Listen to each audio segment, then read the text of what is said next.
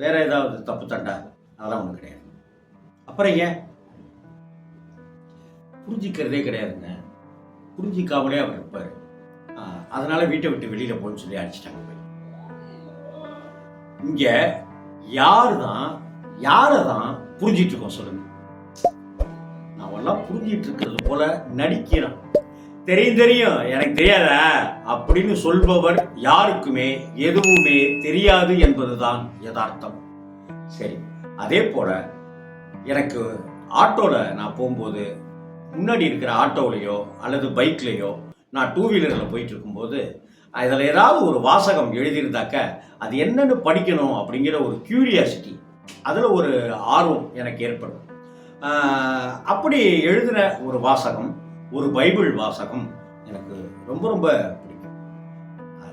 எல்லாருக்குமே தேவையான வார்த்தை. விட்டு